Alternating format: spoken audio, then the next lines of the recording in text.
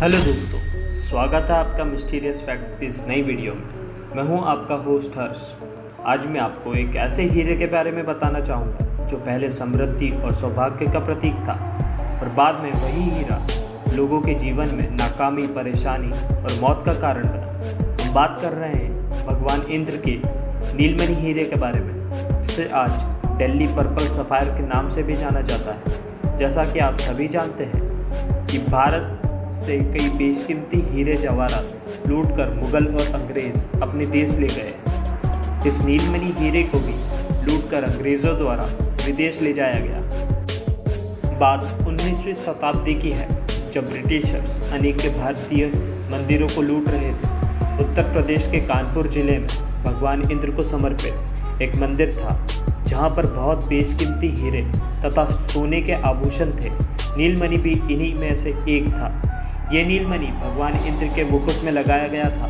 सन 1855 में ब्रिटिश अधिकारी W Farris ने नीलमणि को भगवान इंद्र के मुकुट से निकाला और फिर वो अपने घर लौट गए। ये वो घटना थी जहाँ से समृद्धि का नीलमणि शापित नीलमणि बदल गया। जैसे ही डब्ल्यू फैरिस अपने घर इंग्लैंड पहुँचे, उनके साथ बुरी घटनाओं का सिलसिला शुरू हो गया। उनकी सेहत बिगड़ने लगी और साथ ही साथ आर्थिक स्थिति भी खराब होती चली गई। पहले तो उन्होंने खुद की किस्मत को दोष दिया, पर जब उनके परिवार के हर सदस्य को गंभीर बीमारियों का सामना करना पड़ा, तब उन्हें नीलमणि के श्रापित होने का पता चला और खुद को इस नीलमणि के श्राप से बचाने के लिए इसे अपने मित्र को बेच दिया। और ये बात जानकर आपको हैरानी होगी दोस्तों कि जैसे ही डब्ल्यू फैरिस ने नीलमणि को बेचा, उनकी आर्थिक स्थिति और सेहत दोनों ही सुधरने लगी। कुछ ही दिनों बाद डब्ल्यू फैरिस के उस दोस्त ने बिना किसी वजह आत्महत्या कर ली। इन सभी घटनाओं से नीलमणि के श्राप का खौफ पूरे इंग्लैंड में फैल गया। सन 1980 में इंग्लैंड के प्रसिद्ध विचारक, लेखक और वैज्ञानिक एडवर्ड हेरोन एलन ने इस मणि को डब्ल्यू फैरिस के मित्र के बेटे से खरीद लिया। वो बस ये बताना चाहते थे कि ये एक अफवाह है, उससे ज़्यादा कुछ नहीं। उन्होंने इस मणि को एक चांदी की अंगूठी में जड़वा दिया, पर उन्हें ये नहीं पता था कि दुर्भाग्य उनका भी इंतज़ार कर रहा है। एडवर्ड की सेहत भी अब खराब होना शुरू हो चुकी थी। उन्हें हमेशा सपने आते थे जिसमें लंबी जटाओं वाला भस्म लगाया हुआ एक अघोरी उनके घर के बाहर ज़मीन में गड्ढा खोदकर कुछ ढूंढता रहता था, या फिर उनके घर के बाहर ही बैठा रहता था। एडवर्ड ने यह सारी बात खुद अपनी आखिरी पत्र में लिखी है। एडवर्ड उस अघोरी से इतना डर चुके थे कि उन्होंने ये सोचते हुए नीलमणि को नदी में फेंक दिया कि इससे वो अपना पीछा छुड़ा लेंगे। 3 महीने बाद वो मणि नदी में किसी इंसान को मिला, जो उसे बेचने के लिए ज्वेलरी शॉप पे ले गया।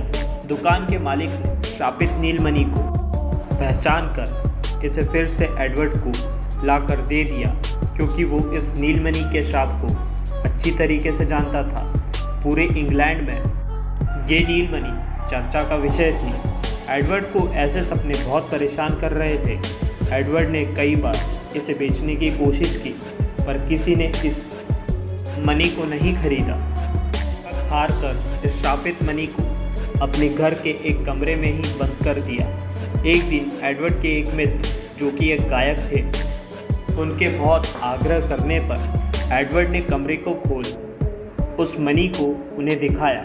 एडवर्ड के मित्र ने वो मणि कुछ दिन खुद के पास रखने के लिए मांग लिया। एडवर्ड ये देखकर और भी डर गए। जब मणि को लेकर अपने घर जाते हुए उनके गायक मित्र अपनी आवाज़ हमेशा के लिए खो देते हैं एक कार दुर्घटना की वजह से, और वो मणि वापस एडवर्ड के पास आ जाता है।